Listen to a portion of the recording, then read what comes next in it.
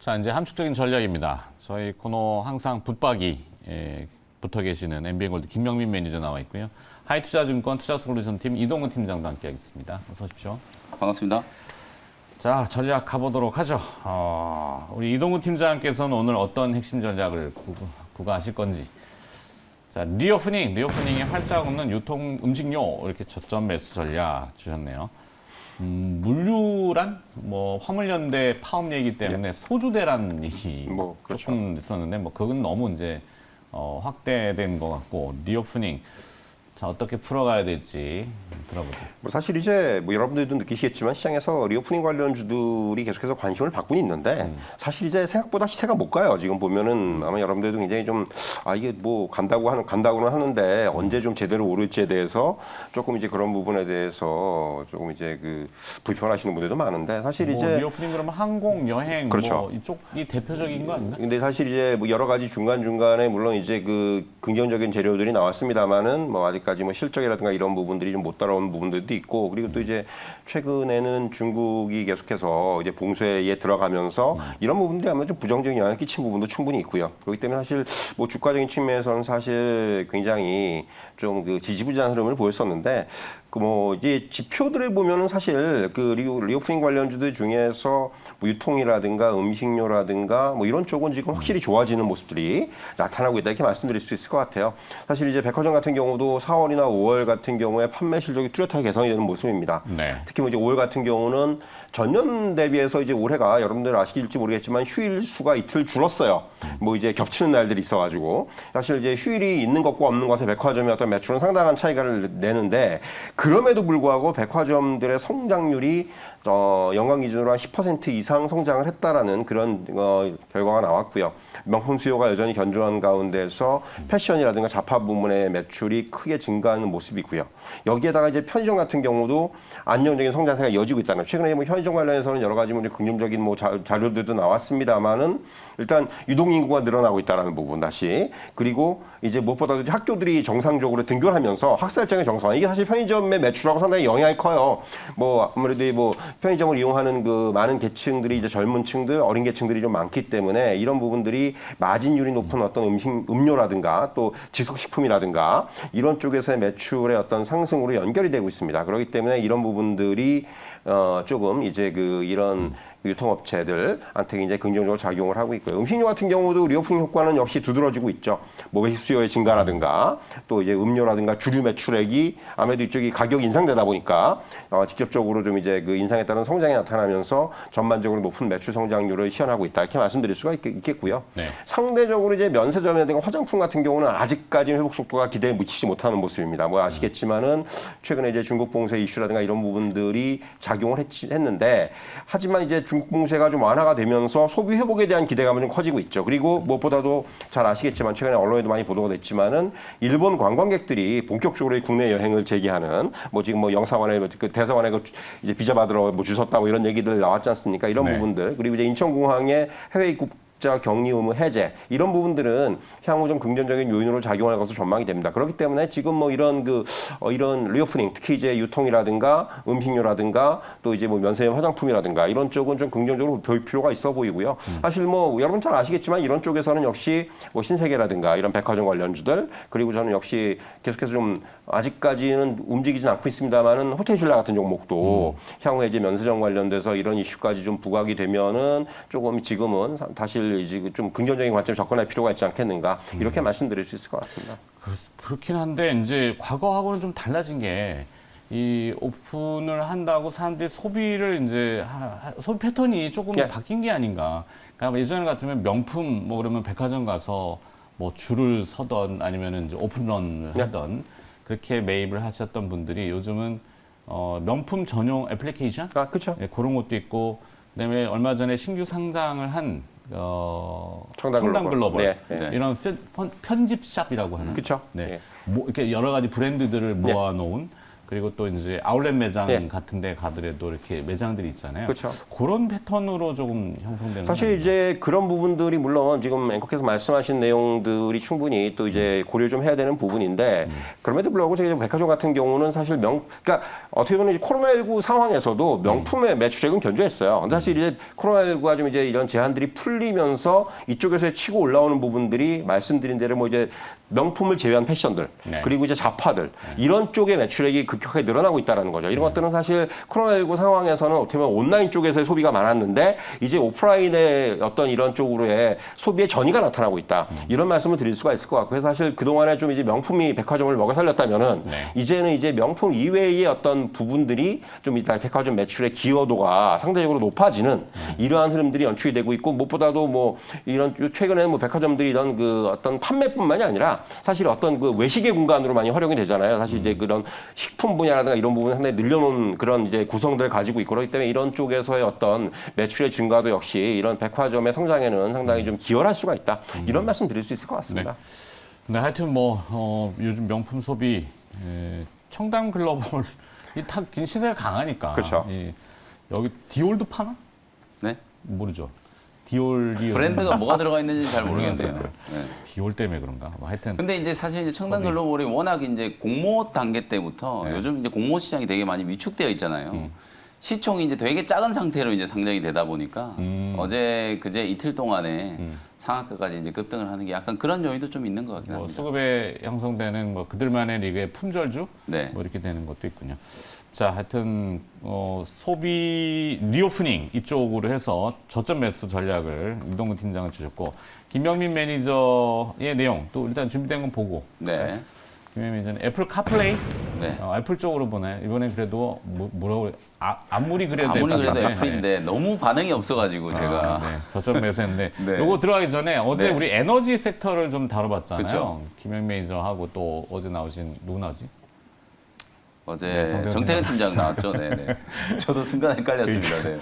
어제 네. 화요일이었어요. 네. 네. 우리 에너지 섹터를 쭉 다뤘는데 네. 시장이 받쳐주지는 못했지만 그나마 그래도 태양광 쪽은 뭐 김영 매니저 얘기한 S에너지 네. 뭐 또 상한가를 네, 기록했다고 S에너지가 하는데. 어제 상한가를 갔는데 간단하게 그냥 리뷰를 좀 해드리면 어제는 사실 다른 업종이 완전히 좀 무너져 버렸잖아요. 그러다 보니까 더 이제 이 친환경 이슈 쪽으로 좀 부각이 좀 됐던 것 같고 어제 살아남은 업종은 친환경 중에서도 이 태양광 미국 쪽에 호재가 있었다라는 걸 저희가 뭐 아침에 자세히 좀 말씀을 좀 드렸었기 때문에 아마 그런 부분에 대한 이제 시장의 호응이 있었던 게 아닌가. 그리고 또 하나가 이제 바로 우리 앵커님의 히트 작품 한국항공우주. 야 이게 히트작은 어저께 아니고. 저는 사실 그 자리에서 10%가 시세가 날 줄을 몰랐는데요. 네. 정말 좀 강하게 올라갔고 그리고 어저께 장이 끝나고 나서 비슷한 이유로 K2 전차 이제 수출에 대한 기대감 그렇죠. 때문에 현대 로템이 어제 또 시간에서 상한가 갔단 말이에요. 그러니까 이런 종목들만 조금 살아남고 있는 그런 이제 시장이다라는 거 말씀을 좀 드리고 S에너지를 제가 어제 이제 딱 찍어서 이 종목을 말씀드린 이유가 뭐 다른 태양광 관련된 기업들에 비해서 시총이 조금 작기도 작거니와 위치 자체가 지금 단기적으로 보면 이제 바닥에서 많이 올라온 것처럼 보이지만 월봉을 보시면 아직도 이 태양광 패널 관련된 종목들 주가가 정말 뭐 한도 끝도 없이 많이 좀 밀려나 있는 상태거든요. OCI 같은 경우에도 뭐 주가의 위치를 보시면은 아직도 좀 부담 없는 단계다. 정책적인 이슈가 이제 부각이 좀 되면서 이제 뭐 폴리실콘 가격 뭐 회복에 대한 얘기들도 나오고 있고 태양광에 대한 투자 뭐 친환경 이런 이슈들이 이제 같이 좀 맞물리면서 어저께 이제 S에너지 쪽으로 이제 주가가 좀 급등이 나왔고 특히 S에너지가 이제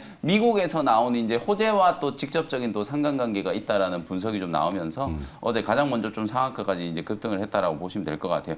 단기적으로는 조금 이제 부담스러운 가격이긴 한데요. 추가적으로 조금 시세가 좀 붙어준다면 한 6,700원 정도 부근까지 한번 시세를 기대를 좀 해보고요. 대신에 이제 좀 저점에서 매수되신 분들은 한 5,800원에서 6,000원 정도 라인을 익절 라인으로 좀 설정을 해놓으시고 요 라인이 깨지면 이제 수익을 좀 챙긴다라는 관점으로 대응을 좀 해보시면 좋을 것 같습니다. 네. 에너지 섹터 이슈는 계속 있습니다. 오늘 금년가 아마 발표가 될 것 같은데 윤석열 대통령, 윤석열 정부에서 이 수소법 개정안을 조만간 공표한다고 하죠. 수소 산업 생태계 조성에 탄력을 받을 거다. 그러니까 수소 네. 관련주들도 또 한번 들썩일 수 있고 네. 그리고 또 미국의 이제 원전 업체 웨스팅하우스일 겁니다. 웨스팅하우스가 좀 방한을 하거든요.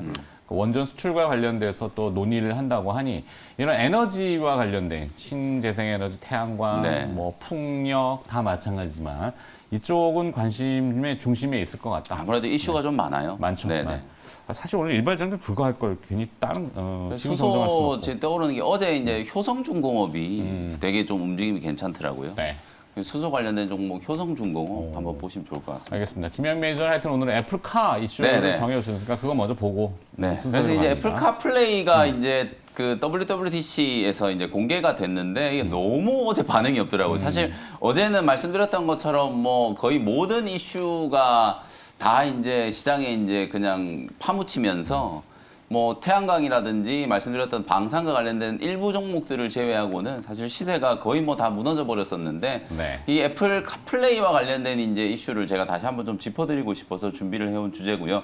아무리 그래도 애플이 지금 준비하고 있는 사업인데 뭔가 좀 그 거시적인 안목을 가지고 우리가 조금 접근을 해야 되지 않을까 이런 생각에서 말씀을 좀 드린다라고 생각하시면 될 것 같고요.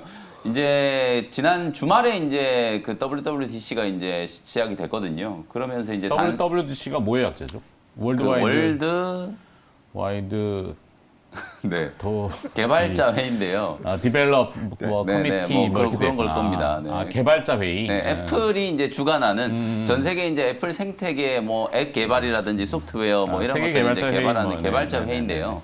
그래서 이제 그 개발자 회의가 이제 시작이 되면서 애플이 이제 iOS 16을 이제 공개를 했잖아요. 이 iOS 16이 정말 좀 혁신적인 이 생태계 지금 현재 이제 그 iOS 생태계를 좀 뛰어넘는 새로운 이제 생태계를 좀 준비하는 OS가 될 거고 여기에 이제 M2 누구도 따라올 수 없는 칩이다라고 이제 얘기를 하는데 이 M2가 이제 공개가 됐어요. 네. 사실은 이 M2를 우리나라 삼성전자가 이제 4나노로 파운드리 수주를 할 수 있으면 얼마나 좋을까 뭐 이런 생각을 좀 하긴 하는데 어쨌든 어저께 이제 나온 이슈 중에서 뭐 오늘 제가 준비해온 주제하고는 좀 상관이 없긴 하지만 그 대만의 TSMC가 4나노 이제 수율이 따라가지 못하다 보니까 애플의 이제 주요 칩들을 5나노 공정으로 이제 생산하는 얘기 나왔어요. 근데 이제 삼성전자가 사실 5나노 수율이 잡히고 이제 4나노까지 어느 정도 좀 잡히고 있다라는 소문이 좀 있기 때문에 뺏겼던 고객들을 좀 다시 찾아올 수도 있지 않을까. 뭐 이런 얘기들을 좀 한번 해드리고 싶고 어쨌든 본론으로 돌아가서 그래서 이제 애플이 카플레이를 이제 공개를 하면서 인포테인먼트와 관련된 기능들이 상당히 좀 강화가 됐거든요.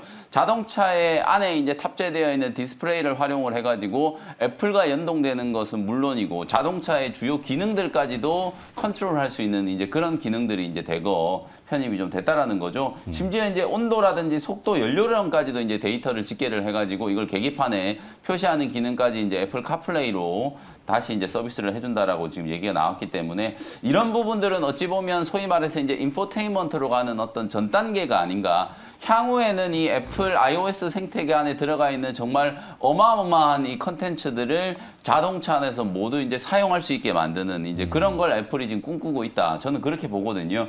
그런 전 단계에서 지금 이제 2023년 말부터 이제 도입이 될 아직 1년이 남았기 때문에 뭐 시장에 반응이 없는 것 같기도 한데요. 내년 말부터 이제 도입이 될 카플레이에 대한 내용이 이제 공개가 됐다. 이렇게 보시면 되고 이런 내용들이 랜드로버라든지 벤츠, 뭐 포르쉐, 그다음 닛산, 포드, 링컨, 아우디, 제규어 뭐 여러분들이 아시는 이제 수입 자동차 브랜드 웬만한 데는 다 들어간다. 대신에 이제 현대차는 빠져 있다. 요게 네. 이제 가장 좀 눈에 띄는 대목이다라고 보시면 될 것 같고 그래서 이제 관련된 종목으로 보면 가장 대표적으로 여러분들이 인포테인먼트와 관련된 종목들 과거에 이제 애플과 이 인포테인먼트와 관련된 이제 솔루션 사업을 같이 이제 추진했던 이력이 있기 때문에 인포뱅크가 이제 가장 좀 여러분들이 많이 좀 알고 계시는 종목일 거고 그 외에 이제 파인 디지털이라든지 팅크웨어 같은 이런 기업들은 사실상 이제 내비게이션 지도 정보를 이제 갖고 있는 기업인데 요 회사들이 이제 자율주행이라든지 인포테인먼트와 관련된 이제 수혜주를 부각이 좀 되고 있고 그리고 이제 모트렉스, 오비고 같은 기업들이 그야말로 이제 차량용 인포테인먼트라든지 이제 자율주행 소프트웨어와 관련된 이제 기업들이라고 보시면 되거든요.